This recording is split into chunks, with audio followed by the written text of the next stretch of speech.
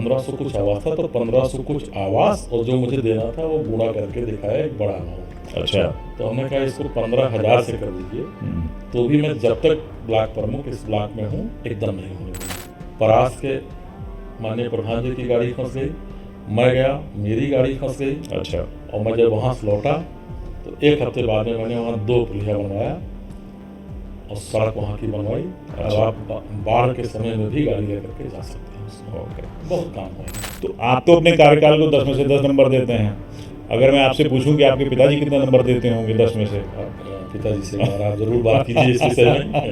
जितने भी ब्लॉक के स्कूल हैं, सभी स्कूलों में आपको टाइल्स मिल जाएगा, सभी स्कूलों में आपको बेंच मिल जाएगा, पीने का बेहतर पानी की व्यवस्था आपको मिल जाएगी, शौचालय मिल जाएंगे। तो मैं आपसे कहूं कि आपको तरबगंज को एक आदर्श ब्लॉक के रूप में स्थापित करना है, जिसकी चर्चा प्रदेश में हो, तो आपको किन किन चीज़ों पे फोकस करना चाहेंगे? 2-3 चीज़ें बहुत जरूरी हैं। जी।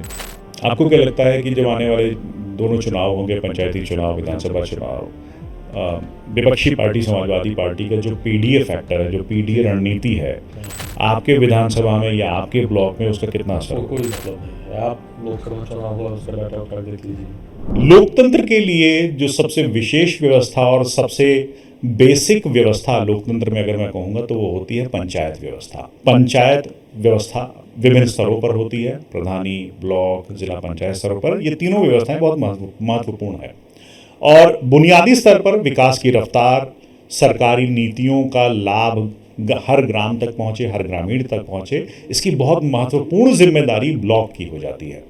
इसीलिए आज हमने सोचा कि एक विशेष चर्चा की जाए गोंडा के एक ब्लॉक के ब्लॉक प्रमुख मनोज पांडे जी से। मनोज पांडे जी तरबगंज ब्लॉक प्रमुख हैं। मनोज जी, बहुत बहुत स्वागत है आपका गोंडा। बहुत बहुत धन्यवाद। इससे पहले कि मैं इस चर्चा को आगे बढ़ाऊं और सवाल जवाब का दौर शुरू करूं, थोड़ा सा तरबगंज के बारे में आपको बताना चाहूँगा कि तरबगंज गोंडा की ऐसा विधानसभा क्षेत्र है जो कि ऐतिहासिक रूप से और राजनीतिक रूप से चर्चाओं में रहता है। मनोज पांडे जी के पिताजी 2 बार करंट सिटिंग विधायक हैं, 2 बार से भारतीय जनता पार्टी से, श्री प्रेम नारायण पांडे जी। तो जानना मुझे ये है कि ये जैसे डबल इंजन की सरकार या ट्रिपल इंजन की सरकार कही जा रही है, ब्लॉक व्यवस्था मनोज पांडे जी की है, पिताजी के पास विधानसभा की व्यवस्था है, दायित्व है, जिम्मेदारियां हैं, तो विकास की रफ्तार कैसे पहुंच रही है, क्या क्या विकास की चीज़ें हैं, क्या क्या योजनाएं हैं, इन सारी चीज़ों पे आज हम बात करेंगे। मनोज जी, बहुत बहुत स्वागत। जैसा कि मैंने आपका पहले स्वागत कर भी चुका हूँ।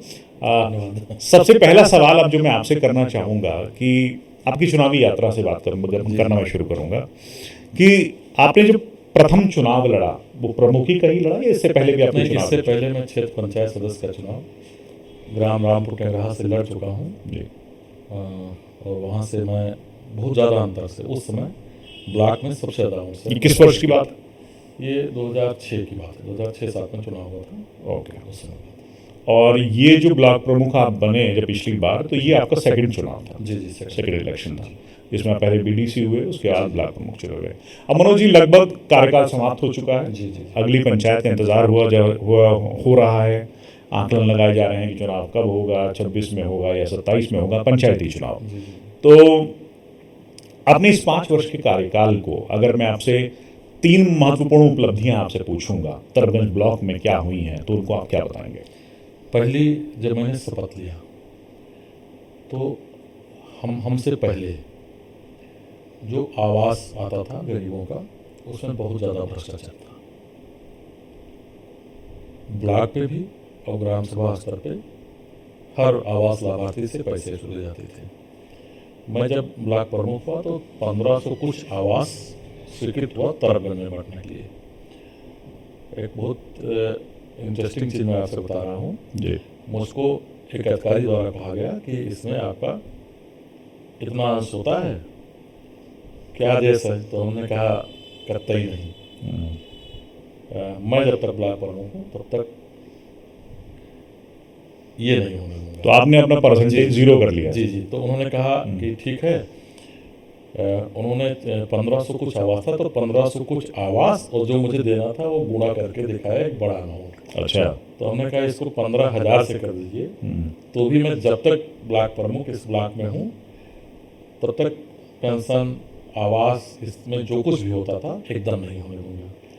और मैं बड़े कॉन्फिडेंस से कह सकता हूँ कि कोई उंगली नहीं उठा सकता है कि आवास और पेंशन में एक भी पैसा हमारे ब्लॉक पे किसी ने मांगा हो या किसी ने दिया। मतलब आप ये दावा कर रहे हैं कि आपके ब्लॉक पे किसी भी तरह का भ्रष्टाचार जी नहीं जी हुआ? जी जी जी। दूसरी चीज़, 2-3 ग्राम सभाएं ऐसी थी जहां विकास की किरण भी नहीं पड़ी थी। मैं ग्राम सभा गौहानी की बात करूँगा। आप ग्राम सभा गौहानी में किसी भी सीजन में चले जाते तो आपको कीचड़ मिलता, आप अपनी गाड़ी से पूरा गांव क्रॉस नहीं कर सकते थे। आज आप ग्राम सभा गौहानी में जाना चाहें तो अपनी गाड़ी से प्रत्येक दरवाजे पे जा सकते हैं, जबकि बहुत सघन गाँव। ओके। इसके बावजूद वहाँ विकास नहीं पहुँचा था। नहीं पहुंचा था। लेकिन आज अब आप जाएंगे तो माननीय विधायक जी के सौजन्य से बड़ी सड़कें तमाम बन गई और ग्राम सभा के अंदर प्रत्येक घर तक रास्ता बनवाने का हमने काम किया। ओके। ग्राम सभा बिशनपुर में एक है बिरजापुरवा, वहाँ 1-2 घर ब्राह्मण हैं, बाकी दलित हैं, पिछड़ा वर्ग बस्ती है। वहाँ की स्थिति और बदतर थी। और मैं आपको निमंत्रण देना चाहता हूँ कि एक बार आप वहाँ जाइए अच्छा। और ग्राम सभा का रास्ता देखिए। हर घर को हमने रास्ते से जोड़ दिया, अगर पतला है तो पतला जोड़ दिया, या जो भी मुझे मौके पे मिला हम प्रत्येक घर को रास्ते से जोड़ दिए। ओके। तो पहली तो सबसे बड़ी उपलब्धता यही है कि हमने जो सरकार की योजनाएं जनता के हित के लिए चलाई जा रही थी उसमें हमने भ्रष्टाचार खत्म कर दिया। किसी की हिम्मत नहीं है कोई भी। तो एक नंबर पे आपने भ्रष्टाचार खत्म किया, दूसरे नंबर पे आपने विकास को जन जन तक पहुंचाया। जैसे आपने कहा कि 2 गांव के आपने उदाहरण दिए कि ऐसे कई गाँव हैं, ऐसा कोई घर नहीं है जहाँ पे रास्ता ना हो, जी जहाँ पे आने जाने का। ग्राम सभा अमोठी में बाढ़ के समय आप नहीं जा सकते थे। परास के माननीय प्रधान जी की गाड़ी फंस गई, मैं गया, मेरी गाड़ी फंस गई। अच्छा। और मैं जब वहाँ से लौटा तो 1 हफ्ते बाद में मैंने वहाँ 2 पुलिया बनवाया और सड़क वहाँ की बनवाई। अब आप बाढ़ के समय में भी गाड़ी लेकर के जा सकते हैं उसमें। ओके। बहुत काम हुआ है। अभी जो अगर मैं ब्लॉक की आपकी बात करूं, आपके पूरे ब्लॉक में विशेष तौर पे ग्रामीण सड़कों का वर्तमान में क्या स्टेटस है? कितनी सड़कें बन चुकी हैं? आपको क्या लगता है कि कुछ अधूरा है या अभी भी कुछ काम करने को बाकी है? देखिए, विकास की अपनी एक सतत प्रक्रिया होती है। जी। विकास कभी खत्म नहीं होता है।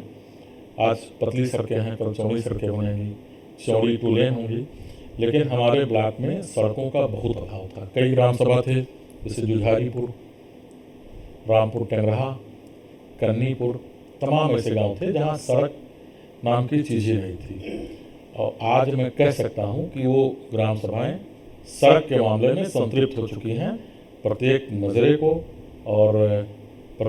को माननीय विधायक जी और के सौजन्य से जोड़ने का काम हुआ है और प्रत्येक घर को जोड़ने का काम ब्लॉक से और ग्राम सभा से मिल करके हम लोगों ने किया है। हम कह सकते हैं कि हमारे ब्लॉक में 90% सड़कें बन गई हैं और 99% से ऊपर विद्युतीकरण हो गया। एक बहुत ही महत्वपूर्ण योजना, जैसे आपने पहले ही बताया, सबसे पहले बताया कि किसी भी तरह का भ्रष्टाचार आवास में नहीं है आपके यहाँ पे ब्लॉक में। अगर मैं आपसे एक फिगर पूछूं कि आपके 5 वर्ष के कार्यकाल में कितने लोगों को सरकारी आवास प्राप्त हुआ होगा आपके ब्लॉक में? करीब 3500 से ऊपर 3500 लोगों को प्राप्त हुआ है, जिसमें किसी प्रकार का कोई रिश्वत उनसे नहीं ली गई है ब्लॉक में, आपके ब्लॉक में। हाँ। अच्छा, दूसरी बात, आपके पिताजी, जैसे मेरे इंट्रो में भी बताया था कि वर्तमान विधायक हैं, 2 बार से लगातार विधायक हैं। उनके साथ का, उनके होने का, भारतीय जनता पार्टी में आप दोनों ही लोग हैं, क्या इसका भी बेनिफिट आपके ब्लॉक से मिलता है? बहुत मिलता है। जो समस्याएं हैं, चूँकि हम लोग ग्रामीण स्तर पे छोटे से एरिया में काम करते हैं, पंचायत की व्यवस्था भी इसलिए की गई कि हम लोग छोटे छोटे एरियो की जो वहाँ की स्थानीय समस्याएं हैं उसका अध्ययन करके उसका समाधान करने का प्रयास करेंगे। तो जो समस्याएं हैं उसके समाधान के लिए हमको बहुत लाभ मिला। हमने जो भी अधिकारियों से निवेदन किया कि हमको ये करना है, इससे लाभ है, तो हमारा काम कहीं रुका नहीं। ओके। सबसे सहयोग मिला और शायद यही कारण है कि हम लोग ज़्यादा लोगों तक पहुँचे अपने काम को लेकर के। और एक चीज़ मैं आपको और बताना चाहूँगा, जब मैं ब्लॉक प्रमुख का जब मैंने शपथ लिया तो हमारे ब्लॉक परिसर की स्थिति बहुत खराब थी। अच्छा। बीडीओ साहब के बैठने का कोई कमरा नहीं था तो जगह था। तो हमने अपने ब्लॉक परिसर को भी सजाने संवारने का काम किया है। ब्लॉक आज हमारा विकास भवन के ऑफिस से कम नहीं है। ओके। हमारा जो ईडीओ पंचायत कार्यालय है, मैं कह सकता हूँ जिले में कोई ऐसा ईडीओ पंचायत कार्यालय नहीं। ओके। मीटिंग हॉल को हमने संभालने का काम किया, तो ब्लॉक परिसर को भी हमने सुंदर बनाने का काम किया है। मतलब आम जनमानस अब जब अपनी शिकायतें लेके या अपने कार्यों के लिए जाएंगे जी। तो उनको वहाँ पे किसी तरह का कष्ट नहीं कष्ट नहीं होगा। ओके। उठने बैठने की समस्या नहीं रहेगी। एक और बात मैं आपसे पूछना चाह रहा था कि विधायक जी हैं, बड़ी योजनाएं लेकर आते हैं, आप पंचायत स्तर की योजनाओं का क्रियान्वयन करते हैं, ज़्यादा से ज़्यादा लाभ लोगों तक पहुंचाना चाहते हैं। जब विकास संबंधी अपने ब्लॉक में चर्चा आप अपने पिताजी से करते हैं तो वो चर्चा पुत्र के रूप में ज़्यादा होती है या ब्लॉक प्रमुख के रूप में ज़्यादा होती है? अब पुत्र तो हैं ही जी। लेकिन हमारी जब बैठक होती है ब्लॉक में जी। तो हम लोग अपने प्रधानों से, अपने क्षेत्र पंचायत सदस्यों से वहाँ की समस्याओं के बारे में पूछते हैं। जो समस्याएं आती हैं, जो ब्लॉक से संभव है उसको ब्लॉक से कराया जाता है, जो नहीं संभव है उसको ले करके हम लोग पिताजी के पास जाते हैं और मीटिंग में वो आते भी हैं। ओके। और उन समस्याओं को हम लोग उनके सामने रखते हैं और कई समस्याओं का समाधान उन्होंने कराया है। कभी ऐसा होता है कि पिताजी मना कर देते हो कि नहीं यार ये वाला नहीं हो पाएगा? ऐसा तो कभी नहीं हुआ है। अच्छा। बल्कि ऐसा ज़रूर हुआ है कि उन्होंने फ़ोन किया कि ये बहुत ज़रूरी है, इसको तुरंत होना चाहिए। अच्छा। तो उसको हम लोग तुरंत करा देते हैं। ओके। अब जाहिर सी बात है कि उनके पास सब लोग समस्याएं लेकर के जाते हैं, लोगों की अपेक्षाएं भी हैं। चूँकि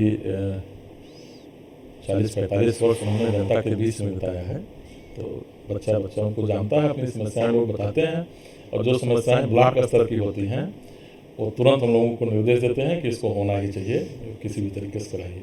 जैसे आप ब्लॉक प्रमुख बने और आपके पिताजी मंजे हुए राजनेता हैं, वर्षों से राजनीति में रहे हैं, निचले स्तर से राजनीति करके वो आगे बढ़े हैं, तो जब ब्लॉक प्रमुख बने तो कभी उनके द्वारा आपको सिखाया गया या बताया गया कि ऐसे प्रमुखी करना, ऐसे लोगों से बात करना, ऐसे काम करना? नहीं, ये नहीं, लेकिन 2-3 चीज़ें उन्होंने बताई। जी। पहले चीज़ तो उन्होंने बताई कि आप ब्लॉक प्रमुख बने हैं पैसा कमाने के लिए नहीं। मुझे ये नहीं शिकायत आनी चाहिए कि कहीं कोई भ्रष्टाचार हुआ या किसी से पैसा मांगा गया, लाभ की अपेक्षा की गई। पद इसलिए मिला है कि आप जन जन तक पहुँचें, उनकी सेवा करें, उनकी समस्याओं का निस्तारण करें। और उन्होंने मीटिंग में कहा भी है, हमारे यहाँ मीटिंग थी, उन्होंने कहा भी कि यहाँ के प्रधान, यहाँ के क्षेत्र पंचायत सदस्य और यहाँ के अधिकारी कर्मचारी भाग्यशाली हैं, यहाँ और बेलसर के, कि यहाँ कोई आरोप नहीं लगा सकता है कि किसी भी तरीके से एक पैसे की उगाही यहाँ के प्रतिनिधियों ने की हो। तो आप तो अपने कार्यकाल को 10 में से 10 नंबर देते हैं। अगर मैं आपसे पूछूं कि आपके पिताजी कितना नंबर देते होंगे 10 में से? पिताजी से आप जरूर बात कीजिए इस विषय में। भाई वो बहुत अनुभवी हैं जी, तो अगर कोई कमी है जी, तो उसको सुधार भी हम लोग। कभी डांट पड़ती है उनसे? नहीं, डांट नहीं पड़ती है, लेकिन कहीं अगर हम लोगों से कोई गलत निर्णय होता है जी, तो हम लोग बताते हैं कि यहाँ ये चीज़ गलत है, इसका गलत इफेक्ट पड़ेगा, ओके। इसको सुधार कीजिए, हम लोग सुधार करते हैं। मतलब ऐसा नहीं है कि आप उनके बेटे ब्लॉक प्रमुख हैं तो वो आंखें बंद करके बैठे हुए हैं, उनकी निगाह लगातार क्षेत्र पे बनी रहती है? नहीं, बिल्कुल बनी रहती है। और कहीं अगर गलत होता है तो समझाते भी हैं। कई बार होता है कि प्रधानों और सचिवों में सामंजस्य नहीं बैठता, कभी किसी प्रधान से वीडियो को दिक्कत हुई, सामंजस्य नहीं बैठ रहा है तो तुरंत हमको बुलाते हैं कि कैसे हो रहा है, क्या हो रहा है, ओके, जाइए बैठ करके बातचीत करा करके इनका सामंजस्य बैठाइए। जी। अब थोड़ा सा मैं एजुकेशन और हेल्थ केयर के बारे में भी पूछूंगा आपसे। तरबगंज के ग्रामीण क्षेत्रों में प्राथमिक शिक्षा का स्तर आप कैसा समझते हैं? क्या वो पहले से बेहतर हुआ है? बहुत बेहतर हुआ है। पहले जो हमारा इंफ्रास्ट्रक्चर था वो बहुत जर्जर स्थिति में था। ओके। हमारे पीडी साहब थे चंद्रशेखर जी, वो चार्ज कराएंगे थे। हम लोग बैठे हुए थे, उस समय डीसी मनरेगा साहब थे, चंद्रशेखर जी थे, हम थे। तभी एक फैक्स आया कि गोंडा में विद्यालयों की स्थिति, प्रदेश में विद्यालयों की स्थिति सबसे पीछे है। ओके। वहीं हम लोगों ने निर्णय लिया और मैं आपको बता रहा हूँ कि कोई शासनादेश नहीं था कि ग्राम पंचायत निधि से या ब्लॉक निधि से किसी स्कूल को सजाया संवारा जाए। अच्छा। और हम लोग क्षेत्र में जाते हैं तो सड़क नाली खड़ंजा का वादा करते जी, हैं, जी। प्रधान जी भी करते जी, हैं जी, जी। ऐसी बात का। लेकिन अपने वादे को एक तरफ रख करके हम कह सकते हैं कि आज हमारे जितने भी ब्लॉक के स्कूल हैं, सभी स्कूलों में आपको टाइल्स मिल जाएगा, सभी स्कूलों में आपको बेंच मिल जाएगा, पीने का बेहतर पानी की व्यवस्था आपको मिल जाएगी, शौचालय मिल जाएंगे। तो विद्यालयों की स्थिति सुधारने में, खासतौर से जो इसकी बिल्डिंग है जी, या जो सुविधाएं हैं, इंफ्रास्ट्रक्चर वाइज, इंफ्रास्ट्रक्चर को दुरुस्त करने में बहुत क्रांतिकारी कदम उठाए गए हैं, न केवल गोंडा में, पूरे प्रदेश में मैं कह सकता हूँ। अब मैं सीएचसी की हालत आपसे पूछना चाहूँगा कि सरकार का उद्देश्य है कि गरीब लोगों तक मुफ्त चिकित्सा और ज़्यादा से ज़्यादा चिकित्सा सुविधाएं पहुंच सके। आपके तरबगंज क्षेत्र में एक सीएचसी है, वहाँ की सुविधा को आप बेहतर मानते हैं? क्या सरकार का उद्देश्य वहाँ पर आपको सफल होता हुआ दिखता है? बहुत काम हुआ है वहाँ। अच्छा। लेकिन अभी बहुत काम होना भी है। पहले डॉक्टर नहीं रहते थे, आज 5-6 डॉक्टर हैं।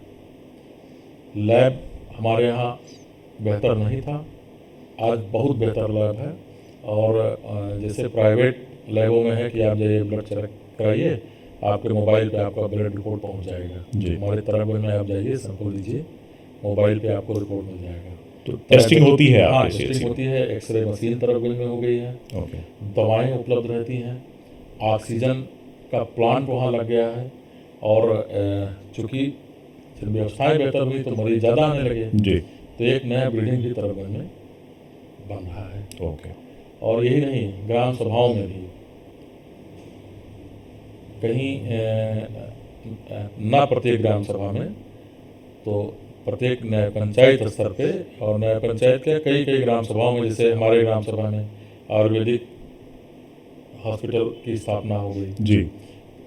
ऐसे ही स्वास्थ्य सेंटर जो हमारे हैं वो लगभग ग्राम सभाओं में बन गए हैं और वहाँ कोई ना कोई बैठता चल रहे हैं जी। तरबगंज एक कृषि प्रधान क्षेत्र है। जी, जी, जी। और सिंचाई, बीज, उर्वरक, ये बहुत ही महत्वपूर्ण चीज़ें हो जाती हैं किसान के लिए।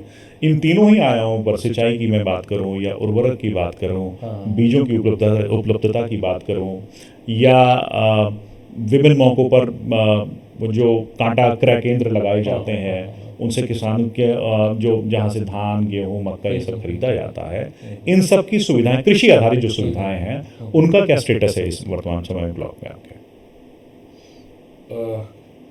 पहले मैं बीज पे आता हूँ। जी। बीज पहले जो सब्सिडी वाला बीज आता था या जो फ्री बीज आता था, तो जो प्रभावशाली व्यक्ति थे वो बीज को अपने घर मंगा लेते थे और अपने, हालांकि वो खुद नहीं रखते थे, लेकिन जो उनके करीबी रहते थे उन लोगों में बांट देते थे, किसी के वर्चस्व में। जी जी जी। लेकिन अब ऐसा नहीं है, अब व्यवस्थाएं चेंज हो गई हैं। आप वहाँ जाइए, आप पूरा पेमेंट कीजिए और उसके बाद में सब्सिडी अगर फ्री है तो पूरा पैसा आपके खाते में चला जाएगा और आप वहाँ से बीज ले लीजिए। इससे सबसे बड़ा सुधार ये हुआ कि ये पात्र व्यक्ति ही जाता है ओके ब्लॉक में बीज लेने। ओके। खाद की समस्याएं बीच में थोड़ी बहुत आई थी। जी। इसका कारण था कि जो हमारा खाड़ी पूरा एरिया है जी उस समय डिस्टर्ब चल रहा जी है। जी यूरिया की जो सप्लाई होती है जी उसके लिए हम खाड़ी देशों पे देते जी हैं, जी जी तो थोड़ी समस्या थी। लेकिन सरकार द्वारा प्रत्येक नए पंचायत स्तर पे साधन सहकारी समिति की व्यवस्था करके और समिति पे खाद पहुंचाने का काम किया जा रहा है। और अब तो फार्मर रजिस्ट्री के माध्यम से हर किसानों का डाटा भी ऑनलाइन हो रहा है कि आपके पास कितना खेत है। मान लीजिए आपके पास 5 एकड़ खेत है, तो 5 एकड़ में आपको कितनी DAP की ज़रूरत है, कितनी यूरिया की ज़रूरत है, ये सब कुछ ऑनलाइन हो गया है। अब आप आगे से सरकार उसी हिसाब से जो है ओके मार्केट में उर्वरक उपलब्ध कराएगी। आप जाइए, अंगूठा लगाइए। अंगूठा इसलिए लगाइए, तब हमारी तमाम यूरिया बाहर चली जाती थी नेपाल। जी जी जी स्मगल हो जाती है। हाँ, तो उस पर रोक लगाने के लिए ओके। अब आप ज़रूरत भर की खाद लेंगे, मतलब सही पात्र लोगों को मिल पाए यूरिया। तो बहुत सुधार हुआ है। क्रय केंद्र की अगर बात करें तो हमारी जो समितियां हैं जी वो भी खरीद रही हैं गेहूँ धान, और सरकार द्वारा जो सेंटर लगाया गया है वहाँ भी खरीदारी हो रही है। सुधार बहुत हुआ है, लेकिन अभी बहुत काम होना बाकी जी है। जी जी जी। एक मैं यहीं पे आपका ध्यान दिलाना चाहूँगा और मैं जानना भी चाहूँगा, हो सकता है कुछ हो, जैसे आपका क्षेत्र बेलसर क्षेत्र, तराबगंज क्षेत्र मक्का के उत्पादन के लिए भी जाना जाता है काफ़ी। मक्का जब बेचना होता है तो बेचने में समस्या आती है लोगों को, क्योंकि क्रय केंद्र नहीं है। दूसरा एक और समस्या आती है कि वो 6 महीने में आप एक फसल दे सकते हैं। अगर आपने धान बेच दिया या गेहूं बेच दिया और उसके बाद आपको 3 महीने बाद मक्का की पैदावार अगर आपको बेचनी है तो आप दो दो फसल एक साथ नहीं बेच सकते, ऐसा कुछ नियम है। नहीं, मक्का सही चीज़ तो ये है कि मक्के की खेती जो जी। है सबसे ज़्यादा लाभकारी खेती है। जी जी पैदावार बहुत होती है। जी। तमाम बाहर के लोग आ रहे हैं, खरीद रहे हैं। ओके एक कोई लखीमपुर के आए हैं, यही बेलसर से उमरी रोड पे उनका प्लांट भी लगा हुआ है। ओके। वो खड़ा मक्का ले रहे हैं अच्छा और 300 रुपये कुंटल ले रहे हैं। जी खड़ा मक्का जिससे उसका डांट होता है, जी, डांट जी, शेड जी, दे जी। रहे हैं और उसका चारा वगैरह कुछ बना करके सप्लाई करते हैं। ओके मुर्गी का जो दाना बनता है जी उसके लिए कई लोग खरीद रहे हैं। ओके तो बेचने में कोई दिक्कत नहीं है, रेट थोड़ा बहुत ऊपर नीचे होता जी जी है, जी वो जी तो मार्केट के हिसाब मार्केट के से। हिसाब से है। और अगर सरकारी क्रय केंद्र कुछ मक्के के एस्टैब्लिश हैं अपने क्षेत्र में? सरकारी क्रेडिट मक्के के तो नहीं है। नहीं है। Okay okay. क्या भविष्य में सोचते हैं कि आपके क्षेत्र में मक्के का क्रय केंद्र होना चाहिए? नहीं, बिल्कुल होना चाहिए, क्योंकि आपकी बेल्ट में मक्का का उत्पादन बिल्कुल बहुत होता बिल्कुल है। होना चाहिए। मक्के के उत्पादन बहुत होता है हमारे जी जी जी। और गोंडा जनपद का ओडीओपी प्रोडक्ट भी पिछले जी, जी, जी। पिछले वर्ष जब योगी जी ने घोषित हाँ, किया था तो मक्का को मक्का किया गया। मक्का आगे थोड़ा सा बढ़ूंगा। मैंने एक सवाल आपसे इरिगेशन पे पूछा था, सिंचाई सिंचाई व्यवस्था। पे, हाँ। नहरों का भी जाल है, जी जी। लेकिन उसमें नहरों में पानी कम देखा जाता है। हाँ, सही है। जी लेकिन सिंचाई के मामले में आपको बताना चाहूँगा कि हमारे जनपद में पिछले 9 वर्षों में करीब 35 से 40 सरकारी नलकूप ओके प्रदेश सरकार से जनपद के लिए आया। ओके मैं बड़ी खुशी के साथ और बड़े हर्ष के साथ आपको बताना चाहूँगा कि माननीय विधायक जी के प्रयास से करीब 20, इसमें से करीब 20, मतलब गोंडा जनपद का आधा आप लोग हाँ, तहसील ले करीब गए। 20 राजकीय नलकूप तराबगंज विधानसभा में लगा है। ओके बाकी सरकार द्वारा जो हम लोगों को फ्री बोरिंग मिलती है जी उसको हम लोगों को उपलब्ध कराते हैं। समय समय पर सरकार द्वारा पंप सेट जो फ्री में मिलता है या सब्सिडी पे मिलता है जी उसको हम लोग पात्रों को उपलब्ध कराते हैं। जी।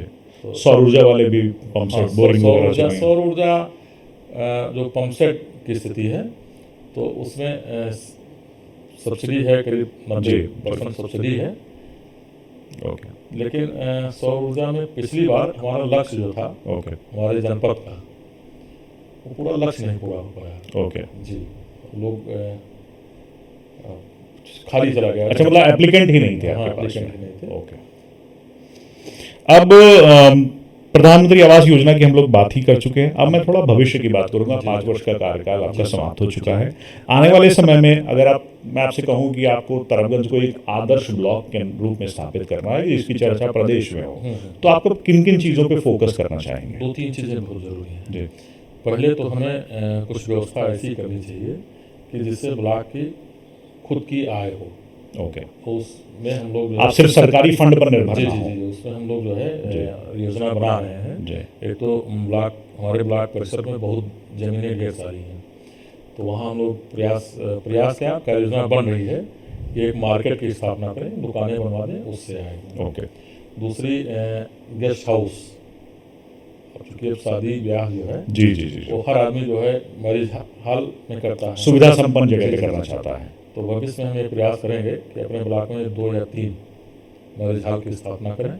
लोगों को आसानी भी होगी और ब्लॉक की आय भी बढ़ेगी। और किसी भी ब्लॉक या किसी भी क्षेत्र का विकास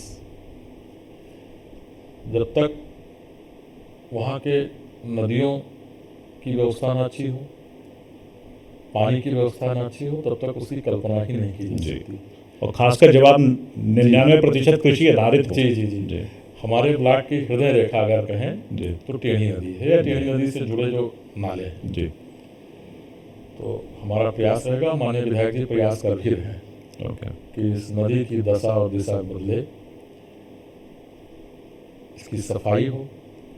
और चूँकि टेढ़ी नदी है वो भूगर्भ जल पे आधारित है, जी तो हमारे समझ से खुदाई और सफाई हो जाएगी, ओके तो इसकी व्यवस्था दुरुस्त हो जाएगी।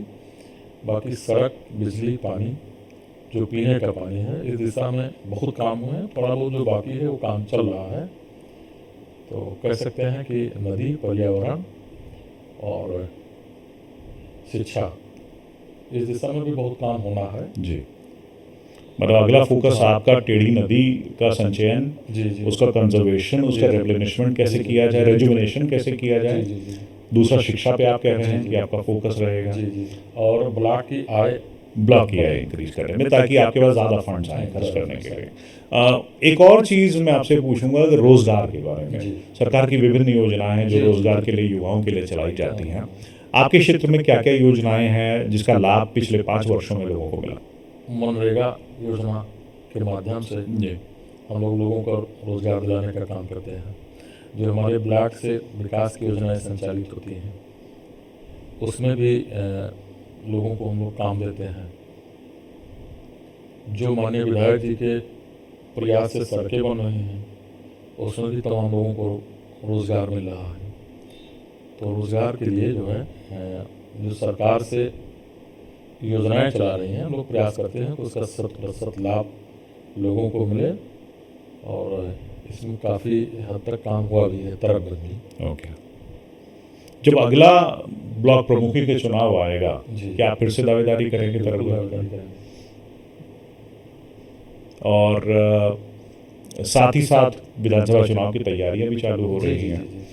तो तैयारियां तो हम लोग कह सकते हैं 365 दिन 24 घंटे करते हैं। ओके आप हमारे घर भी आते जाते हैं, जी आप देखे होंगे तीनों लोग हम लोग घर पे इकट्ठा नहीं मिले होंगे, कोई ना कोई क्षेत्र में ही रहा होगा। जी किसी का सुख दुख सुनते हैं, वहाँ पहुँचते हैं।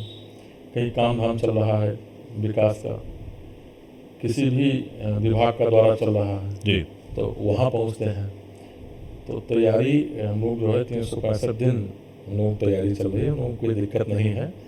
और जनता कह सकते हैं कि अब तो पूरे विधानसभा में कोई परिवार ऐसा नहीं है, और परिवार में छोटे छोटे बच्चे ऐसे नहीं हैं जो हमको न जानते हों या हम उनको न जानते हों। और अब तो बहुत छोटे छोटे बच्चे, उनका काम लगता है फ़ोन करते हैं, हमारे पास करते हैं, पिताजी के पास करते हैं। तैयारी हम लोगों की बढ़िया चल रही है। बाकी हमारी सरकार की जो नीतियाँ हैं जन कल्याणकारी हैं, हमारा नेतृत्व भी लगातार जनता की सेवा, जनता के उत्थान के लिए काम कर रहा है, तो कोई दिक्कत नहीं है। आपको क्या लगता है कि जब आने वाले दोनों चुनाव होंगे, पंचायती चुनाव, विधानसभा चुनाव, विपक्षी पार्टी समाजवादी पार्टी का जो पीडीए फैक्टर है, जो पीडीए रणनीति है, आपके विधानसभा में या आपके ब्लॉक में उसका कितना असर होगा? कोई मतलब नहीं है। आप लोकसभा चुनाव हुआ, उसका डाटा उठा देख लीजिए, कोई मतलब नहीं है। हम लोग कोई भी काम करते हैं तो जाति, धर्म और वर्ग देखते ही नहीं है, और सब लोग हमारे साथ हैं। और पीडीए हमारे आवास पे कभी आइए, देखिए जी वहाँ जो जो हम लोगों की टीम है, जी उसमें कोई सी जात और कोई से धर्म के लोग नहीं हैं जो नाम। तो पीडीए भी हमारे विधानसभा में, हमारे ब्लॉक में उसका कोई मतलब नहीं है। और समाजवादी पार्टी के पास कोई मुद्दा नहीं है चुनाव लड़ने के लिए। जी पीडीए का मतलब क्या हो गया, जात में लोगों को बांटे, जी इसके अलावा उनके पास क्या मुद्दा है? कुछ नहीं है। जब वो सत्ता में थे तो तुष्टीकरण की राजनीति थी, कोई मतलब नहीं है। तो समाजवादी पार्टी का, जैसे आपने कहा कि जाति आधारित राजनीति कर रहे हैं, अगर मैं व्यक्तिगत आपकी और आपके परिवार की राजनीति का आधार आपसे पूछूं या बेसिक फंडा आपसे पूछूं, प्रिंसिपल पूछूं, तो आपकी राजनीति का उद्देश्य क्या है? केवल जनता की सेवा, ओके कोई शॉर्टकट तरीका नहीं। हम लोग जनता के बीच में रहते हैं, उनकी समस्याओं का समाधान का प्रयास करते हैं, और अपने कार्यकर्ताओं की जब कोई बात आती है तो मजबूती के साथ उनके साथ खड़े होते हैं। और कह सकते हैं कि उनके मान सम्मान के लिए हम लोग जो है सब कुछ दांव पर लगाने के लिए सदैव तैयार रहते हैं। यही हम लोगों की राजनीति का आधार है। और जनता का प्यार और आशीर्वाद हम लोगों को मिल रहा है। बाकी पद जनता की देन है, उसका न कभी हम लोगों को अभिमान रहा है। ये जनता जब तक पसंद कर रही है तब तक है, जिस दिन जनता नकार देगी काम खत्म। तो हम लोग जनता की ईमानदारी से और पूरे सामर्थ्य से सेवा करते हैं, जनता का आशीर्वाद मिल रहा है। जब आप क्षेत्र में रहते हैं या फिर जब पिछले 5 वर्षों में अपना ब्लॉक प्रमुखी कर रहे थे, कभी मन में ऐसा फील होता था कि इसमें सफल मुझे ज़रूर होना है, क्योंकि पिताजी का बड़ा नाम है, उनकी प्रतिष्ठा, उनके नाम, उनका फेम, उनके सम्मान के साथ आपको न्याय करना है। जी जी जी। कभी ऐसा महसूस होता था? नहीं बिल्कुल, जैसे ये सब नेचुरल था? नहीं बिल्कुल, जैसे कोई समस्या लेकर के कोई आता है जी तो ये तो ख्याल रहता ही है मन में कि अगर इसमें कोई दिक्कत हुई जी तो हमारे सबको तो फर्क पड़ेगा ही, जी साथ साथ जो पिताजी की सब है जी। उस पर भी इसका प्रभाव पड़ेगा। तो ये तो दिमाग में रहता ही है। हम लोग जब कोई भी काम करते हैं तो ये ज़रूर सोचते हैं कि इसका कोई गलत प्रभाव पिताजी के छप पे या हमारे छप पे ना पड़े, और पिताजी की छप सर्वोपरि है, तो ये तो दिमाग में रहता ही है। आप 2 भाई हैं, विनोद पांडे जी और आप मनोज पांडे जी। दोनों भाइयों में व्यक्तिगत सामंजस्य कैसे है? बहुत अच्छा, इतना अच्छा कि हम लोग आमने सामने बैठते हैं, एक दूसरे मन की बात जान लेते हैं। ओके। बहुत अच्छा सामंजस्य रहता है। राजनीतिक रूप से एक दूसरे से डिस्कशन सामंजस्य बिल्कुल चलता है? बिल्कुल, और कि हम अपनी जब कार्य योजना बनाते हैं जी तो हम दोनों में बैठ करके डिस्कस करते हैं, उनसे पूछते हैं कि कहीं आपने तो नहीं कोई वादा किया था। तो बहुत अच्छा सामंजस्य हम तीनों लोगों में, पिताजी, विनोद, हम लोगों ने बहुत अच्छा सामंजस्य। ओके। अब एक अंतिम सवाल, जी। अपने क्षेत्र के युवाओं को आने वाले चुनाव के मद्देनज़र या सामाजिक रूप से अगर आप संदेश देना चाहेंगे, युवाओं को खास तौर पे, आप क्या संदेश देंगे? हम अपने क्षेत्र के युवाओं से ये कहना चाहेंगे कि आने वाले चुनाव में चाहे आप चुनाव का प्रचार करें या मतदान करें, मतदान करने से पहले एक बार ये ज़रूर सोचें कि हम जिसको मतदान कर रहे हैं ये हमारे भविष्य के बारे में, हमारे देश के भविष्य के बारे में संवेदनशील है कि नहीं। भारतीय जनता पार्टी देश के उत्थान के लिए और देश के स्वाभिमान को बचाने के लिए क्रांतिकारी कदम किया है। धारा 370 किसी के बस की बात नहीं थी समाप्त करना, भारतीय जनता पार्टी ने एक झटके में समाप्त कर दिया। इसके पहले जब आतंकवादी घटनाएं होती थी तो केवल निंदा हम लोग करते थे और कुछ हाथ में नहीं रहता था। वही गवर्नमेंट है, वही सेना है, लेकिन सरकार की तरफ से सेना को छूट दी गई। और इसका प्रभाव यह है कि जब जब पाकिस्तान ने दुस्साहस किया, उन्हें उनके घर में घुस करके भारत ने मुंह तोड़ जवाब दिया है, और ऐसा जवाब दिया है कि शायद अब का साहस ना पड़े भारत की तरफ आंख उठाने का। नक्सलवाद समाप्त हो चुका है, आतंकवाद अंतिम सांस ले रहा। और सबसे मेन चीज़ है कि इसके पहले गवर्नमेंट में अपराध का बोलबाला था। हमारे युवा जो हैं वो अपराध की तरफ जो है जाने लगे थे, उनका जो आकर्षण था वो अपराध के प्रति होने लगा था, क्योंकि अपराधियों को का महिमा मंडन इस तरह इसके पूर्व गवर्नमेंट में होता था कि लोगों का आकर्षण सहज होता था कि हम भी बाहुबली बन जाएं, हम भी 10 को गाड़ी लेकर के चलें। चेंज हुआ है माहौल, अब अपराधी भी हैं तो अपराध करने से डरते हैं। अगर आज वो कोई बड़ा अपराध करते हैं तो कल उनके पैर या सीने में गोली लगना तय है। तो हम अपने युवाओं से निवेदन करना चाहते हैं कि आप जो है मतदान करने के पहले ये ज़रूर सोचें कि कौन हमको अच्छा माहौल दे रहा है विकास के लिए, अपने आर्थिक स्थिति, अपने व्यक्तित्व को आगे बढ़ाने के लिए, देश के बारे में कौन सोच रहा है, ये दिमाग में रख करके ही मतदान करें। और अगर ऐसा करेंगे तो केवल एक पार्टी इस समय है, भारतीय जनता पार्टी। तो जैसा कि मनोज पांडे जी ने कहा, युवाओं का संदेश दिया है कि आप ये सोचिए, देश के बारे में सोचिए और भारतीय जनता पार्टी की नीतियों के बारे में सोचिए, और तब भविष्य के चुनाव में अपने मतदान का, अपने मत का प्रयोग करें। मनोज पांडे जी ने जैसे कि दावा किया कि उनके ब्लॉक भ्रष्टाचार मुक्त है, योजनाओं में किसी भी तरीके से लोगों से किसी प्रकार का कमीशन या पैसा नहीं लिया जाता, सारी योजनाएं धरातल पर उतर रही हैं, सड़कें जहां पे नहीं थी वहां बना दी गई हैं, भविष्य में इन्होंने ये भी कहा कि अभी बहुत काम करने का स्कोप है। एक बड़ा अच्छा विजन इन्होंने बताया कि तरबगंज ब्लॉक को सेल्फ अर्निंग ब्लॉक बनाना चाहते हैं, जिसकी अपनी आय हो, जिसके कारण अन्य प्रोजेक्ट्स जो सरकारी योजनाओं से इतर हैं, अलग हैं, ब्लॉक लेवल पर किए जा सके। बहुत सारी इन्होंने अपनी जो विज़न है अपने ब्लॉक के लिए वो बताया। साथ ही विधानसभा पर भी चर्चा करी, अपने पिताजी के व्यवहार पर, अपने पिताजी के राजनीतिक करियर पे भी चर्चा करी, उनके कैसे विकास के प्रति उनका क्या नज़रिया है। आपको क्या लगता है कि तरबगंज ब्लॉक में कैसा विकास रहा? अगर आपका कोई कमेंट है या कोई सवाल है या आपकी कोई राय है तो कमेंट में ज़रूर रखिएगा, और इसी तरीके से हम फिर किसी और के साथ चर्चा लेकर फिर से आएंगे। आप देखते रहिए गोंडा पोस्ट। और मनोज जी बहुत बहुत धन्यवाद। धन्यवाद। वो कमेंट हमको जरूर बताइएगा जी। जिससे हम सुधार कर सकें। जी बिल्कुल करिए। जी बिल्कुल, थैंक यू।